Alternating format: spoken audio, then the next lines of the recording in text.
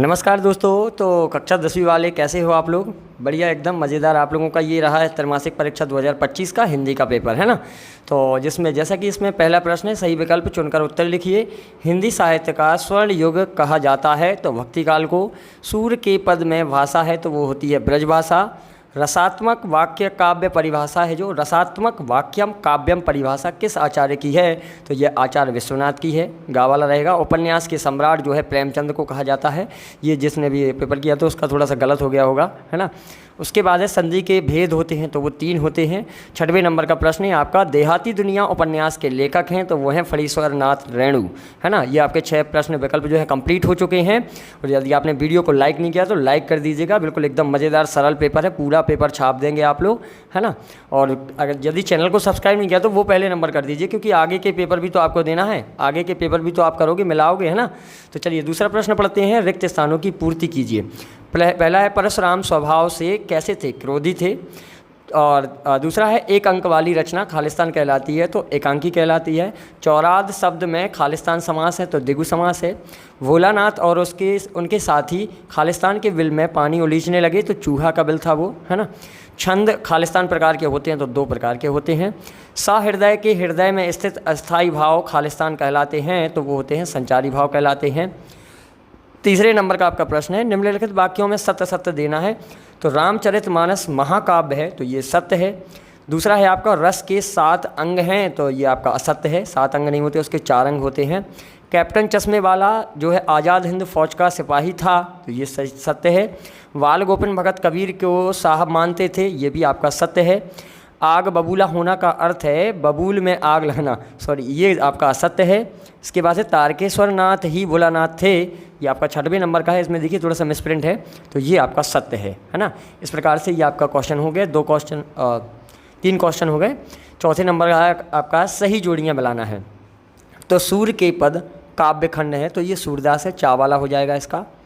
माता का आंचल कृति का भाग 2 तो इसका हो जाएगा पृथ्वी, ये माता का आंचल है तो इसका रहेगा आपका शिव पूजन सहाय, घा वाला, है ना। कैप्टन चश्मे वाला खंड का है जो आपका रहेगा प्रतिभा पर चश्मा, प्रतिमा पर चश्मा, प्रतिभा लिखा है इसमें, प्रतिमा पर चश्मा होगा, है ना। रस के अंग जो हैं वो होते हैं आपके 4 होते हैं, है ना। और लोकोविद को कहते हैं तो वो आपका रहेगा 5वें नंबर का रहेगा, लोगों को द्वारा कहा गया कथन। आम के आम गुठलियों के दाम, इसका आपका लास्ट वाला बचा हुआ है तो दोहरा लाभ होना, ये आपको गा वाला मिल जाएगा, है ना। 5वें नंबर का प्रश्न, एक वाक्य में उत्तर देना है। तो सीता स्वयंवर में राम लक्ष्मण किसके साथ आए थे? तो विश्वामित्र के साथ आए थे। संचारी भावों की संख्या कितनी है? 33 है। तीसरे नंबर का है, दिल्ली चलो का नारा किसने दिया? सुभाष चंद्र बोस ने दिया था। संधि के सभी प्रकारों के नाम लिखिए। तो संधि के सभी प्रकारों के आपको नाम लिखना पड़ेंगे। तो सभी प्रकारों के नाम लिखना है तो यहाँ पर 3 प्रकार होते हैं तो तीनों के आपको नाम लिखना पड़ेंगे, स्वर संधि, व्यंजन संधि, विसर्ग संधि, है ना। अमूला किसे कहते हैं? तो आम के छोटे वाले पौधे को हम अमूला कहते हैं।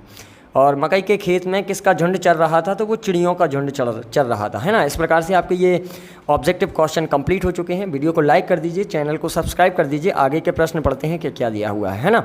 तो ये आपके जो हैं ग्रामर से और आपके कुछ पाठ्य पुस्तक से आपके प्रश्न पूछे गए हैं। ये आपके देखिए 12वें क्वेश्चन तक, फिर आपका 13वें, 14वें, 15वें, 16वें से 16वें में भी वही है।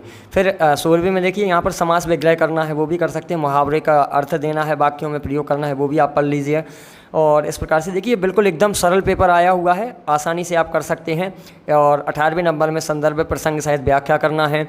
19वें नंबर के क्वेश्चन में आपको गद्यांश की संदर्भ व्याख्या करना है। और इसके बाद है 20वें नंबर का, धूम्रपान को रोकने के लिए हानियां बताते हुए एक विज्ञापन 25 से 50 शब्दों में तैयार करना है। या फिर आप लिख सकते हैं, जीवन में नल के महत्व का नल के महल का तो गलत छपा हुआ 16 अनुच्छेद लिखना है। 21वें नंबर का क्वेश्चन फिर है आपका, काव्यांश या गद्यांश को पढ़कर अपन को एक इनके उत्तर देना है। 22वें नंबर में है, परीक्षा अवधि में ध्वनि विस्तारक यंत्रों पर रोक लगाने हेतु जिलाधीश यानी कि कलेक्टर साहब को, महोदय को आवेदन पत्र लिखना है कि हमारे यहाँ जो ध्वनि विस्तारक यंत्र हैं उन पर रोक लगाई जाए।